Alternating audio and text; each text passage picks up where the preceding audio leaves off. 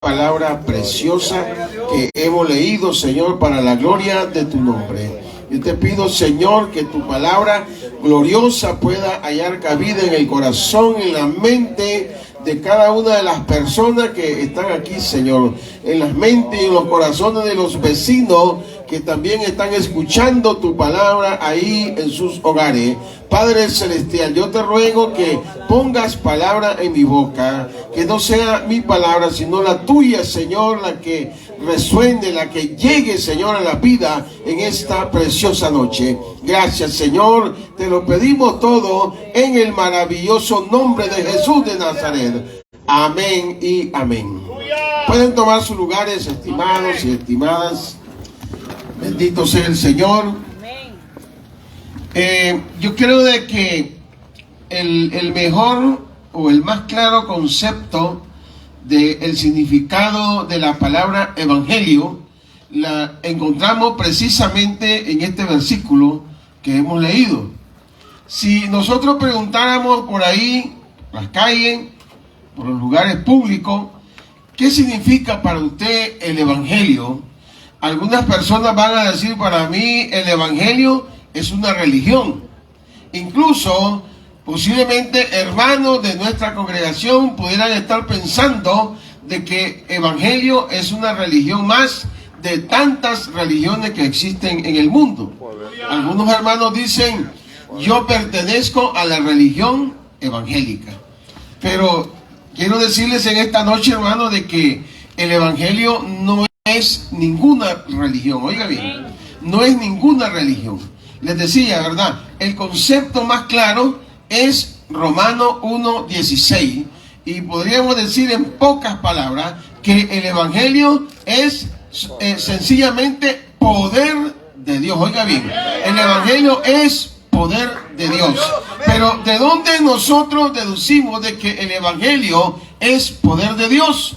Yo quiero verlo primeramente en el contexto del apóstol Pablo, porque Pablo dijo de que el evangelio es poder de Dios. Y para poder entender por qué Pablo está diciendo de que el evangelio es poder de Dios, tenemos que ver un poco quién era este hombre, Pablo, que al inicio en el libro de los Hechos, este hombre se conoce con el nombre de Saulo de Tarso.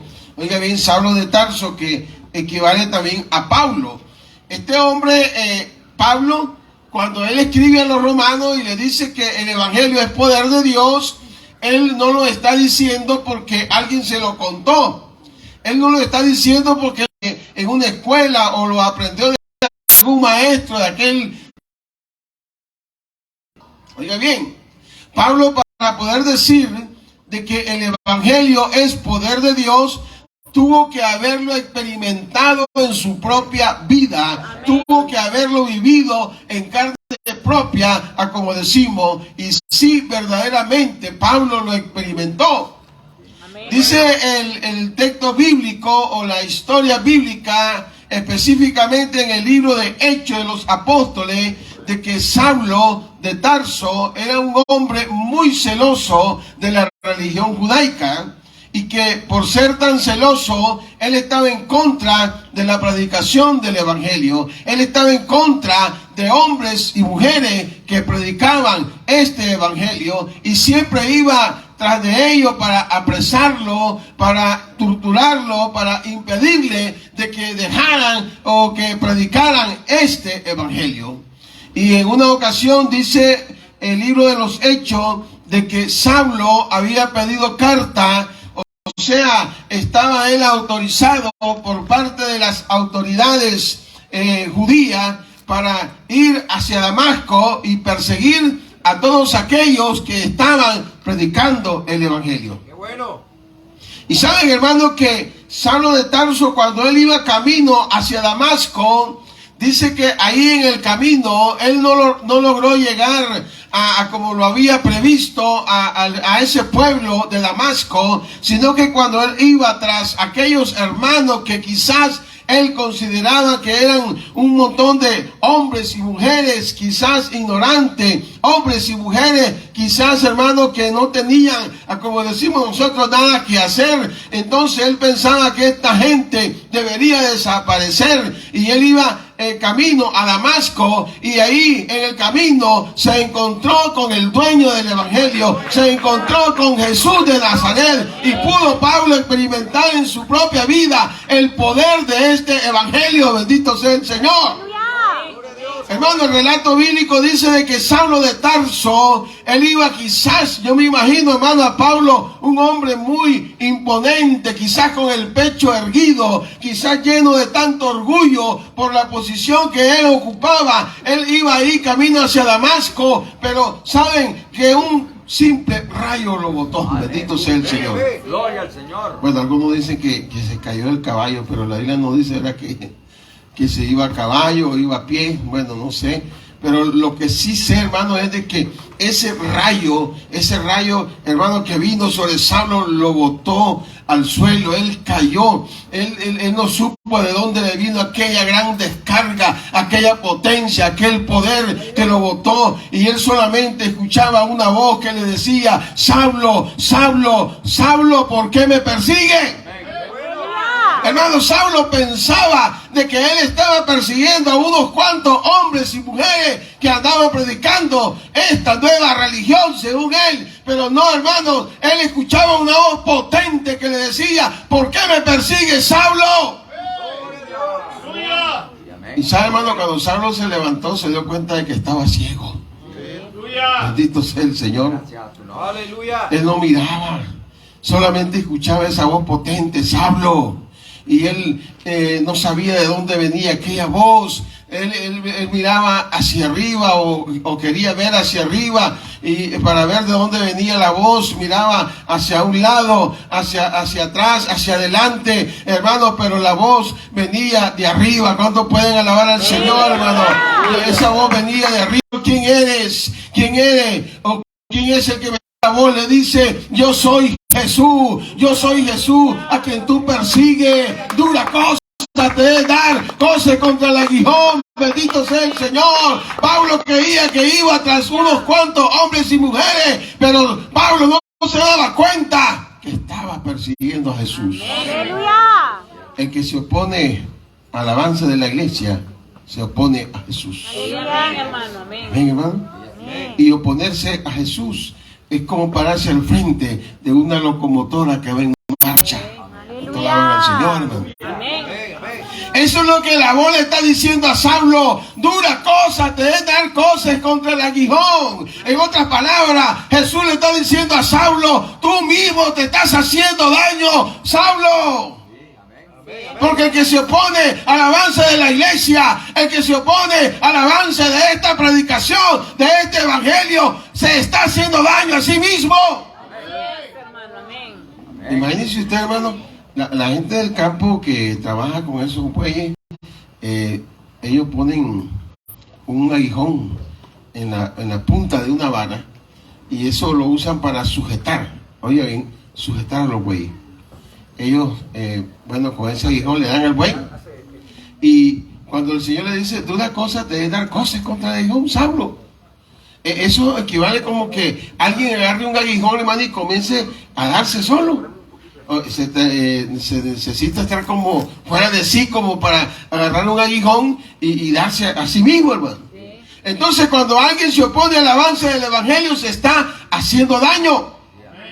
Y saben, hermano, que Saulo tuvo que entrar a Damasco de esa manera. Ya no iba con el pecho erguido, ya no iba con esa prepotencia, ya no iba aquel Saulo, aquel hombre imponente. Él entró humillado a Damasco, él entró, hermano, agachado a Damasco, no podía ver. Bendito sea el Señor. Había experimentado en su vida el poder de este evangelio. Se había dado cuenta Saulo de que no era cosa de 4 hombres y mujeres que andaban por ahí. Se dio cuenta de que quién era Jesús de Nazaret. ¿Qué cosa es el evangelio? Aleluya. Por eso les decía, hermano, él tenía razón. Nadie se lo había contado, lo había experimentado. Yo no sé cuántos de ustedes han experimentado el poder del evangelio. ¡Aleluya! A la manera manera que Pablo, hermano, nosotros no podemos decir de que el evangelio es poder de Dios porque alguien nos contó eso. No lo podemos decir, estimada iglesia, que el evangelio es poder de Dios porque lo aprendimos en un instituto bíblico. No, hemos vivido en carne propia también este poder. Dice que es poder de Dios para salvación. Es un poder de Dios que transforma vida. Es un poder de Dios que sana enfermo. Es un poder de Dios que rompe cadenas. Yo no sé cuándo dicen amén, hermano. Es un poder de Dios, bendito sea el Señor, que transforma comunidades enteras, países enteros. Ese es el evangelio de nuestro Señor Jesucristo. Y Pablo está diciendo, yo no me avergüenzo de este evangelio. Yo no me avergüenzo de esta manera de predicar. Amén. Dice Saulo, hermanos, un hombre muy preparado. Y él escribe a los hermanos de Filipenses en el capítulo 3. Miren qué interesante. En el capítulo 3 de Filipenses, la carta a los Filipenses, dice, gloria al Señor. Tengo dificultad para ver aquí, hermano. En el capítulo 3, versículo 4 dice, aunque yo tengo también de qué confiar en la carne, si alguno piensa que tiene de qué confiar en la carne, yo más dice. Pero Pablo no se está aquí llenando de orgullo, sino que él quiere dar a conocer algo más importante. En el versículo 5 dice, circuncidado al 8º día del linaje de Israel, de la tribu de Benjamín. Bendito sea el Señor. Amén.